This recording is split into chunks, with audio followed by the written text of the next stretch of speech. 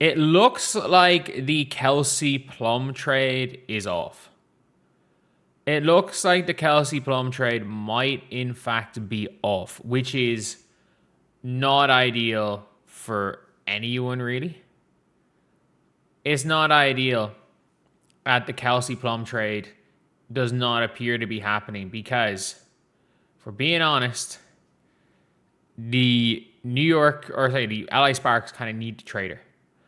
It feels to me like they're a bit of a, oh, we don't want to trade Kelsey Plum because we gave up a lot for her. But I'll talk a little more about that. But it seems like the asking price is too high because nobody knows where Kelsey Plum is going to be. So Underdog have given a breakdown on their page about the Kelsey Plum trade. But basically what they have said here, and this is from Kendra Andrews, per Alexa Philippou, I just saw it on Underdog. The Sparks asking price has been too high for teams looking for a deal. There's concern that Kelsey Plum, who's a free agent, would not commit past the remainder of the season. So basically, she's not committing to any team that trades for her.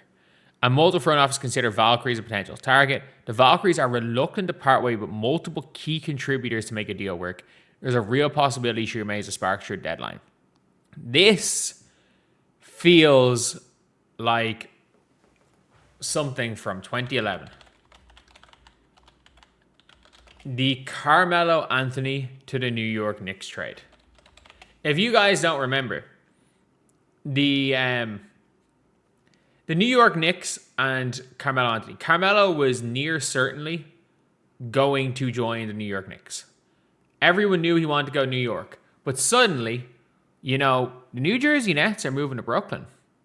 So there was always a little bit of, maybe he'll go to Brooklyn.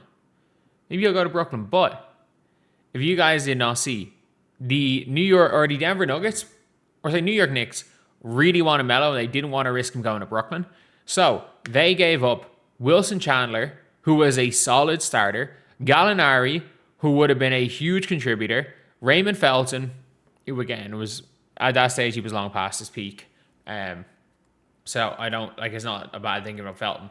Mozgov, who was pretty good, and 2 second-round picks, and a first-round pick, which became Dario Saric, who again was pretty good. Saric was a decent role player. You could have potentially had Carmelo Anthony in his prime on some of those Knicks teams. You could have had Wilson Chandler, who would have been good for you, and Gallinari. And I get it, Chauncey Billups is in the trade, but you got nothing else to know. You took Ronaldo Balkman back. Why was he still in the league in 2011? And that is the last time a team has desperately traded for an expiring contract free agent who they could get in the offseason. Saying Saric took the Warriors, yeah, but young Saric. I'm not talking about 30-something-year-old Saric. At the end of the day, the LA Sparks are trying to pull the Knicks.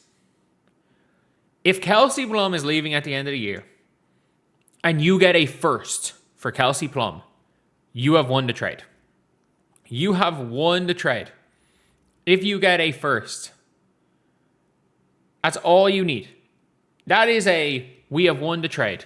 We have got off Kelsey Plum. We have got something from her, and we didn't let her walk for nothing. We have a 0% chance of making the playoffs. That is all you have to do. That is all you have to do is get a first for her. I think you could. I really think you could. But the trade seems to be off because they want multiple key contributors. I get it. Tip Hayes would have to be in the deal to match salary.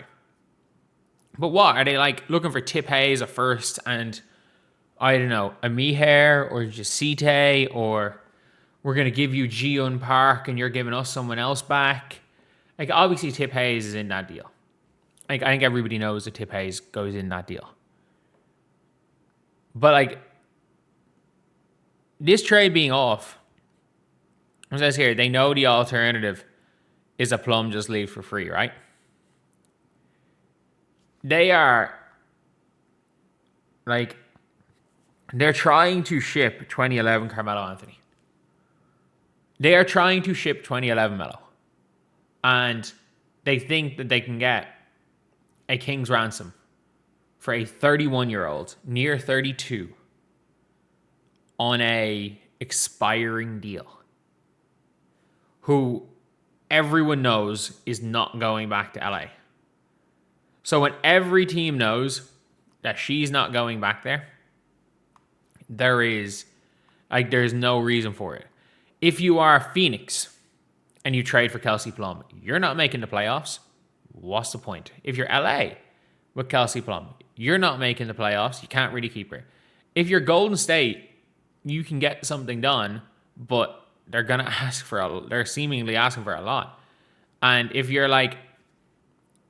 the Mystics, probably is the best trade for her, but by the sounds of things, she's probably not going to stay in Washington.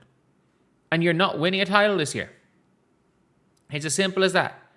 You are not winning a title this year if you are Mystics. So, unless Plum fully commits and realistically signs an extension in season immediately, none of them will trade for her.